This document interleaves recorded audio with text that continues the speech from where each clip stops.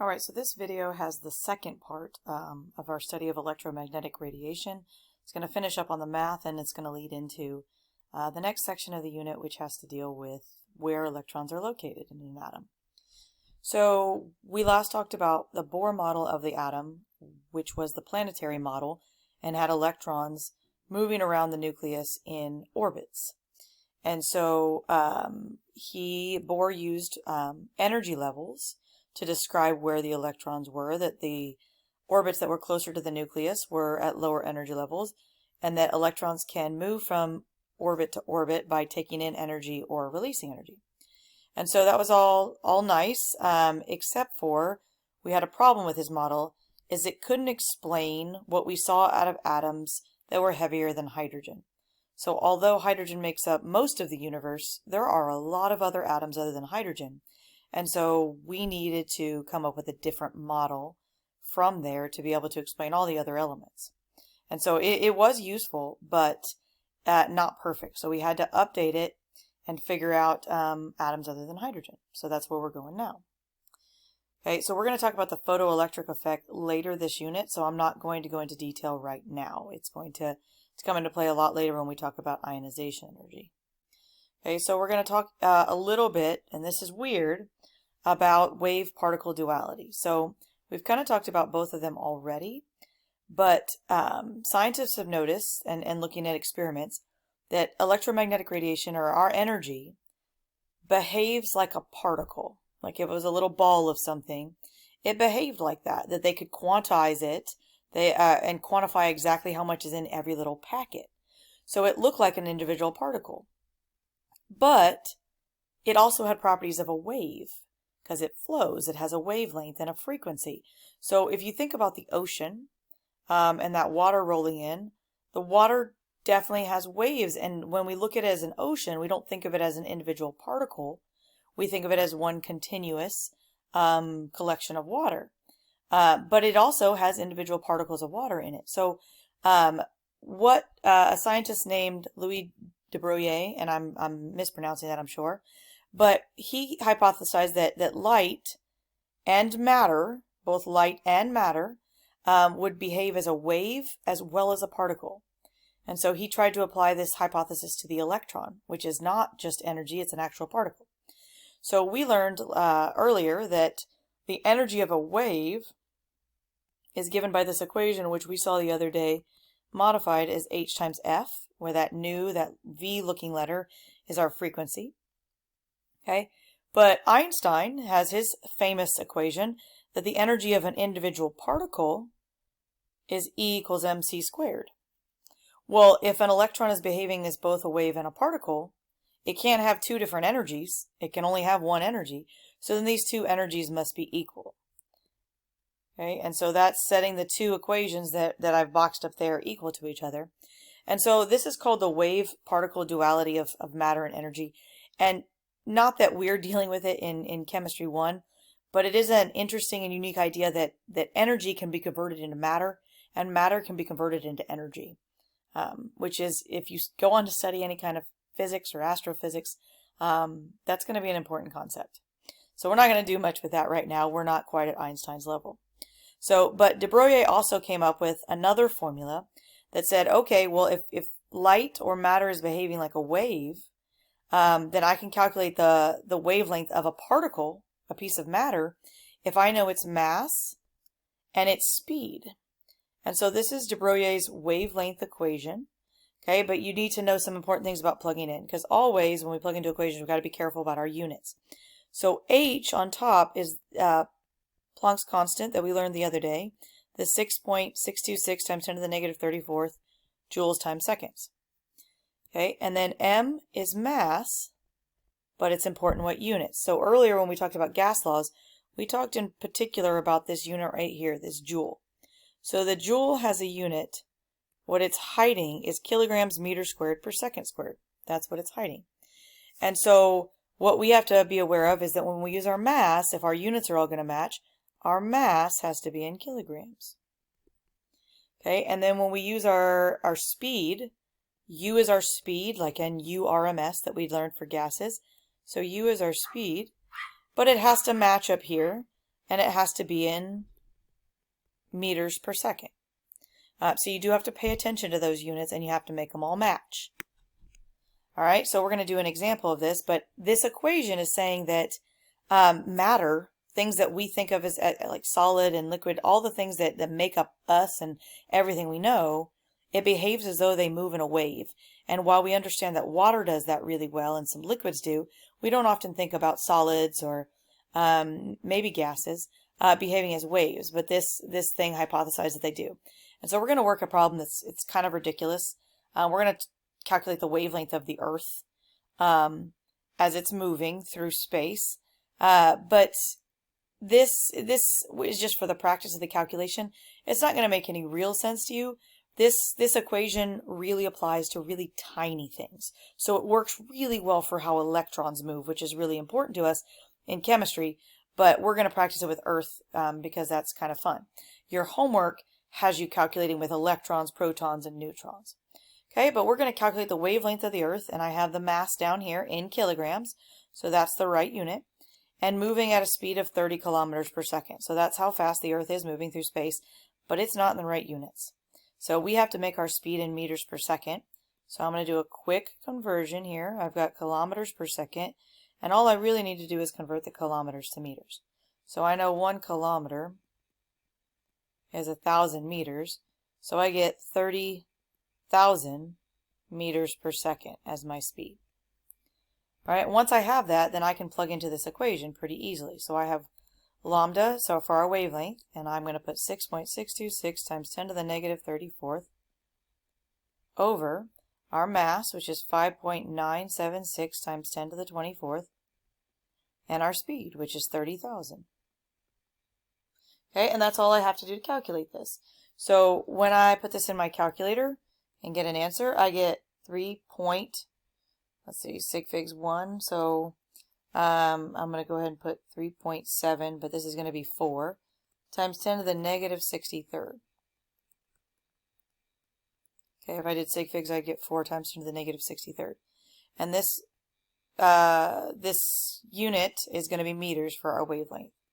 So that is a really tiny distance. We don't actually experience, in our size, the Earth moving like a wave. But this really applies to, as I said, tiny things like electrons, that they behave weirdly as both little individual packets of things, but also they move like a wave.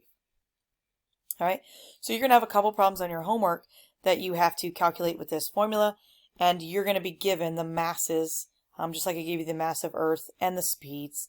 So I'll give you the mass of the protons and the electrons and the neutrons that you're going to need. All right, so when we move along from the Bohr model of the atom, maybe you guys have heard of the name Heisenberg. I think a lot of students now recently have heard that name because I think it was the code name of Walter White in Breaking Bad. But Heisenberg was actually a really famous German scientist, and he came up with what we call the uncertainty principle. And so that name is a pretty good description of what it is. If you're uncertain, you don't know for sure. And so what he came up with, it says that, all right, if we're trying to find out where an electron is, and Bohr hypothesized that the electrons whizzed around the nucleus in cute little orbits, but Heisenberg said, hey, no, it's impossible to know exactly where this is and how fast it's moving at the same time. So he said simultaneously, which means at the same time. He said, we don't know. We can't come up with fixed paths. All we can do is come up with best guess of what the area that they're most probably in. So I want you to think about this. Let's say in your house, that's where we're all staying right now. So you're in your house, but unlike humans, which spend most of our time seems to be on the couch or the bed or in a chair, unlike humans, electrons are constantly moving. So let's say in your house, I assigned you to move about the house all day as fast as you could possibly go and just keep moving. Don't care where. Just move about. And so what this principle does, looking at electrons, if you're the electron, Heisenberg said it's impossible to know exactly where you are and how fast you're moving at any one time. As soon as you home into one of those, you've lost the other one. So as soon as I try to find your position exactly, as soon as I narrow in on your position, you've probably moved. You could have changed speeds. If I'm trying to track your speed the entire time, you're moving positions the entire time. And if you think about this and go, well, wait, I could figure this out. Yeah, you can see you and you're a big particle. Okay, but electrons are really, really, really tiny. And so the best that we can do is, instead of knowing exactly what orbits they're going around, what we do is give them little areas in space and say, okay, let's say this was what we are going to call an orbital. Hey, the electron is somewhere inside that pink circle. We don't know where it is exactly, and we don't know how fast it's moving, but it's somewhere in there. I'm 95% sure. So the same thing applies to you. Is I could probably make a good guess, 90% probability that at any point during the day, right now, you're probably in your house. It was always a better example when we were in class where I could say, hey, there's a 90% probability that you're sitting in my classroom right now. You could be in the hallways, you could be in the bathroom, you could be absent that day, but there's a good chance that you're sitting in my room. Okay, so that's what we're going to do with electrons, and that's where the electron cloud comes from that we're going to talk about in great detail. But this Heisenberg uncertainty principle just says we can't know exactly where it is and how fast it's moving at any one time. Okay, so it got rid of the Bohr model, it got rid of those orbits. And so what it brought in was what's called the quantum mechanical model. And instead of knowing exactly where the electrons are, all we define is the probability of finding the electrons in a certain region of space, which we call orbitals. Okay, they're called electron orbitals. And so when we come up with these, if you think about my classroom or your house, that has a definite volume and a shape. And most of our houses are probably a little bit complex as the shape. Yeah, most of it is probably some kind of rectangular prism, but there are circular parts to houses. There are triangular parts. And so someone could come up with an equation for it, maybe that shape, but it's probably a weird equation overall. It has to take into account a lot of different changes in different locations. And so for orbitals, they're also weirdly shaped. Some are super simple, but a lot of them are weirdly shaped. And so there are complex wave equations that we're not going to get into. If you go into deeper level quantum mechanics and physics, they might make you actually go look at these equations and solve them. But these complex wave equations, we're just going to look at the shapes that they pop out. But Schrodinger, and you may have heard of that, we're going to talk about his famous thought experiment in just a second. Schrodinger came up with these wave equations. And so they describe these areas around the nucleus where the electron is probably. So this is an outside thing. We're going to come back to those wave equations in just a second. But I did want to go over, you may have heard this thought experiment. It's popular in pop culture. If you watch The Big Bang Theory or anything like that, you may have heard of Schrodinger's cat. So I wanted to go through what the experiment was. So this was a thought experiment, which means they didn't actually do it in real life. It was just in their brains. So the idea is, let's say there's a box, and in the box you have a couple things. So you have some piece of radioactive material. You have a cat looking very upset.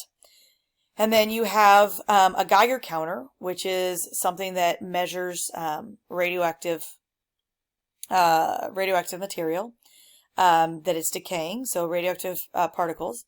And so it will click and move if it senses radioactive material. And so then there's a little device in here. It's just a silly little graphic of it. It says, okay, this Geiger counter can click, and what it'll do if it moves is the scissors are going to cut the string, and which is going to drop the hammer, which is going to hit the vial of poison.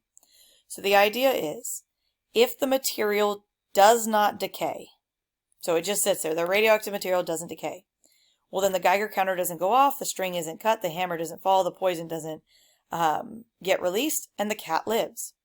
But if the poison decays, then the Geiger counter clicks and the string is cut, the hammer hits the poison kills the cat. And so the question is, if you're looking at the box, and it's a sealed up box, what's the cat? And the idea in this thought experiment is that the cat is simultaneously both alive and dead. And until you open the box and check, it is both positions at the same time.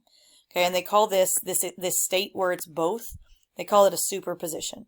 And you're like, well, that's ridiculous. The cat is either alive or dead. This was just a thought experiment. But it's really talking about electrons. And so currently, if you're interested at all in computing, they're working on a quantum computer, and it is in the process. It is not created yet. But if you know anything about computers, computers have a lot of little bits that are either ones or zeros. So those are two possible positions that it can be. But they're working on quantum computers where it can be both a 1 and a 0 simultaneously, and that will improve the computing capabilities exponentially. And so that's something that you may be interested in. You may grow up to work on something like that. But that's Schrodinger's cat thought experiment, is that something can be both at the same time, and until you open that thing up, whatever, and you check on it, it is both things at the same time. And so we say that you checking on it actually makes it choose one of the two, makes it actually fall out of that state of superposition. So if that's weird to you guys, it's weird to everyone. That's a freaky thought, and some of you guys you're like, never mind, and that's okay. But I wanted to explain that thought experiment to you. Okay, so back to the quantum mechanics, the boring stuff. No cats here. The orbitals are what we call the electron cloud. They're just regions of space. So shown down on the left here is a blue sphere, and it has a lot of these little dots. The dots are electrons here. So the blue sphere would be what we call the orbital. It's a region of space where we think there's a high degree of finding the electron. So if you look at that, all those electrons, most of them are sitting within that orbital. There are a few times where the electrons are outside, but most of the time they're in that. And that's kind of just like the classroom. Most of the time you're sitting in that room, but there are times that you go out. Most of the time right now we're sitting in our house, but there are a few times that you go out.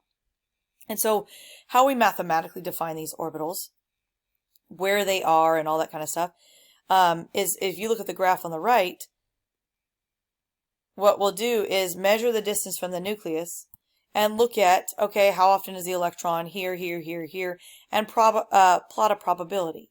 So if you look at this graph, the highest probability for an electron being anywhere is at 50 picometers from the nucleus. That's the highest probability.